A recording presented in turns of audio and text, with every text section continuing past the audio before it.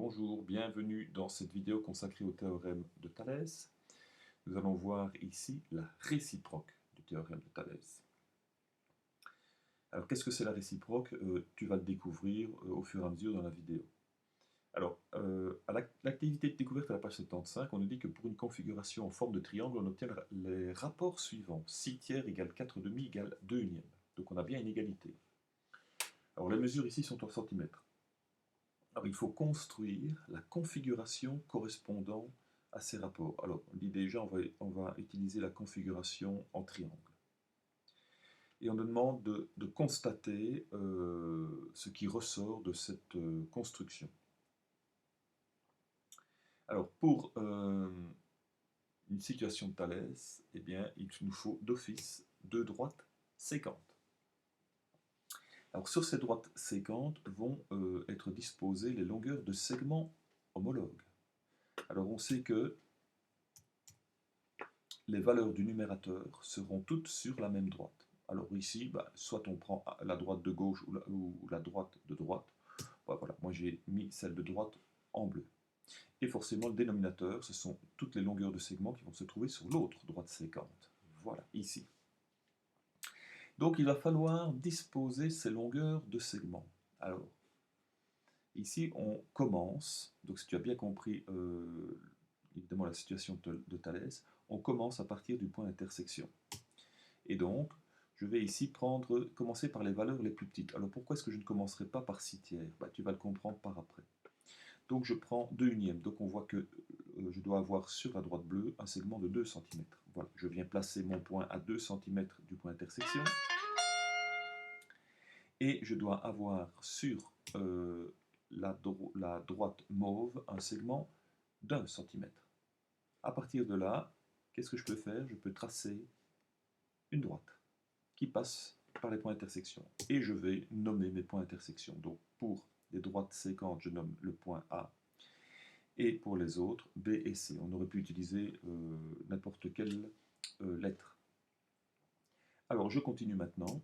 Je vais placer le segment de 4 cm sur la droite bleue et 2 cm sur la droite mauve. Voilà, 4 cm, 2 cm. Et je viens tracer ma droite. Alors maintenant, si je passe aux autres, 6 et 3, en fait, on remarque que le plus grand, le rapport avec les nombres les plus grands, d'accord, sont en fait la somme des deux autres valeurs. Hein. Et donc ici, voilà, on n'a que 6 tiers, en fait, c'est 4 plus 2, on voit très bien que c'est 2 plus 4, donc ici, et 3, c'est bien la somme des deux segments, ici sur la droite mauve, 1 plus 2. Donc c'est pour ça que je commence par les valeurs les plus petites. J'aurais pu commencer par 4 demi, d'abord mettre 4 puis 2, et là 2 et puis 1. Ça n'aurait rien changé du tout. Alors, qu'est-ce que l'on constate une fois que j'enlève toutes les notations pour que ce soit plus clair? Que constates-tu ici? Eh bien, on constate que les droites passant par les points B, C et les points D, E sont parallèles. Voilà, les deux droites sont parallèles. Et donc c'est ça en fait la réciproque. Avant, pour le théorème de Thalès, on disait, voilà, on a deux droites séquentes coupées par des parallèles, et bien alors on a des rapports de segments homologues qui sont égaux. Tandis qu'ici, on voit qu'on a une égalité entre des rapports de segments homologues, et bien, puisqu'on a une égalité, alors les droites sont parallèles. Je peux tracer, si je veux, la troisième ici, mais ce n'est pas obligatoire, d'accord? Mais moi, parfois, j'aime bien le faire, comme ça on voit clairement, d'accord, les segments homologues, chaque fois entre les deux droites parallèles. Alors, de là découle un énoncé, l'énoncé de la réciproque. On nous dit que si des droites déterminent sur des séquentes des segments homologues de longueur proportionnelle, alors ces droites-là sont parallèles. Donc on a bien si alors. Donc si les longueurs sont proportionnelles, alors les droites sont parallèles. Énoncé qu'il faut retenir.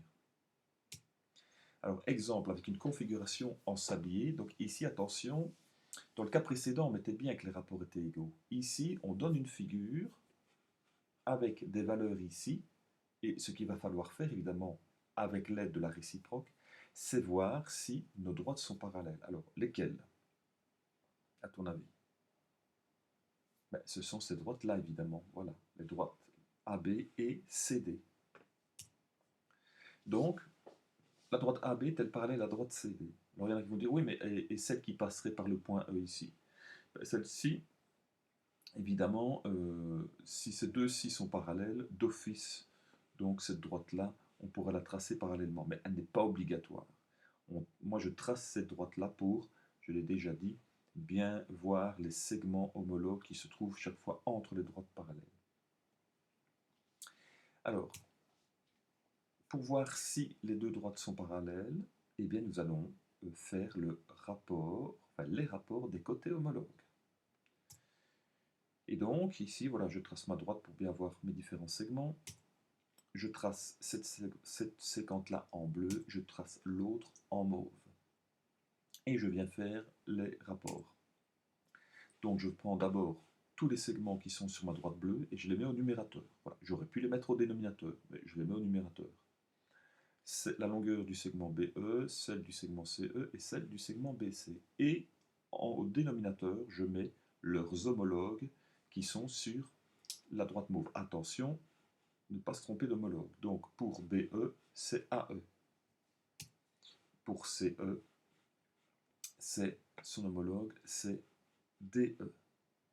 Et pour BC, c'est l'entièreté, c'est AD. Et donc là, attention, ce que l'on fait, on veut voir si les rapports sont égaux.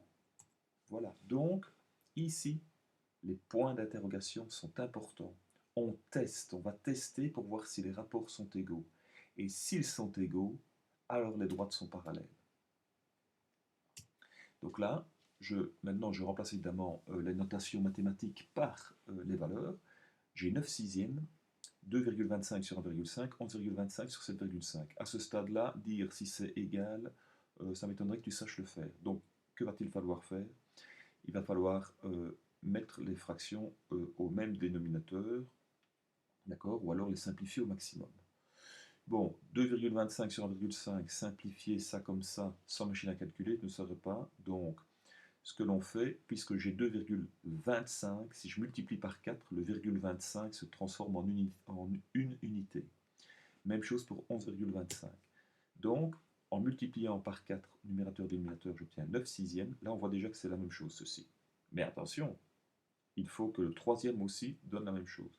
Là, j'ai 45 trentièmes. Maintenant, si je simplifie toutes mes fractions, j'obtiens 3 demi égale 3 demi égale 3 demi. Donc, que peut-on conclure? Que vu que les rapports entre les segments homologues sont égaux, alors les droites sont parallèles. Et ici, il va falloir utiliser cette phrase, c'est important, par la réciproque du théorème de Thalès. La droite AB est parallèle à la droite CD. On insiste bien, par la réciproque. Parce que c'est égal, on justifie que c'est par la réciproque que l'on peut dire que les droites sont parallèles. Voilà, cette vidéo terminée, on se voit pour la prochaine. À bientôt.